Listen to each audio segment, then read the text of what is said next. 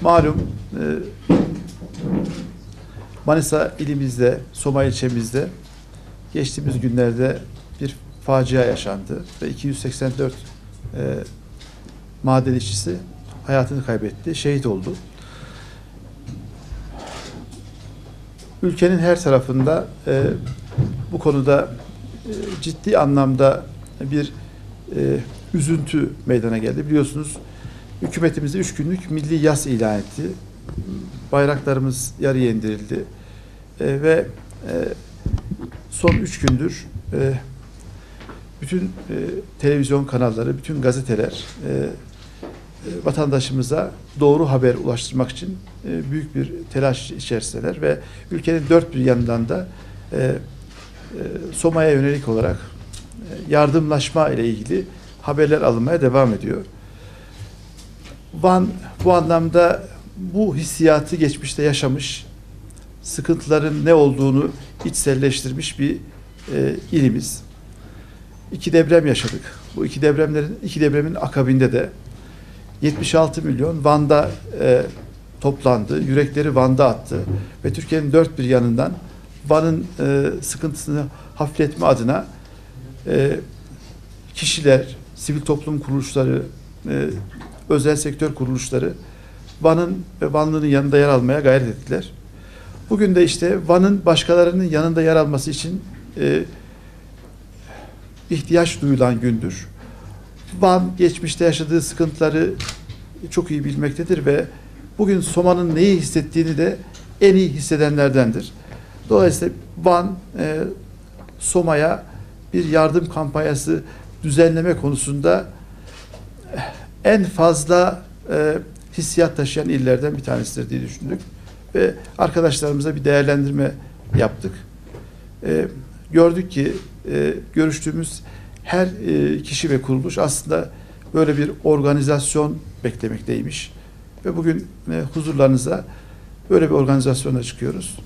Tabii bugün de Soma'da meydana gelen bu facia, bu musibet, Sayın Valimizin de işaret ettikleri gibi aynı şekilde bizim de oraya karşı bir vefa borcumuz, insani ve İslami bir borç olarak yardımlaşma, dayanışma içerisinde bizim de yardım etmemiz gerekiyor. Tabii musibetlerden de ders çıkartmamız lazım. Musibetler her zaman oluyor. Müminin, Müslümanın musibetler karşısındaki ilk tavrı öncelikle inna lillah ve inna ileyhi raciun. Biz Allah'a aitiz. Tekrar ona döneceğiz. Musibetlere karşı sabır, metanet içerisinde vefat edenlerimize rahmet dilemek, geride kalanlara da sabr-ı cemil dilemek ve herkesin kendisine düşen görevi yapması gerekmektedir.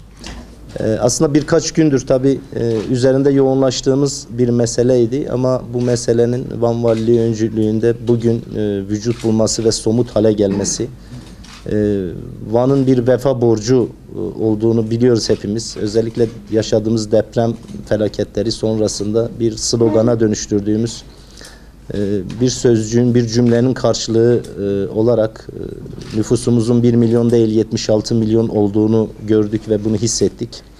Buna karşılık vermek de elbette Vanlı'nın vefa borcuydu.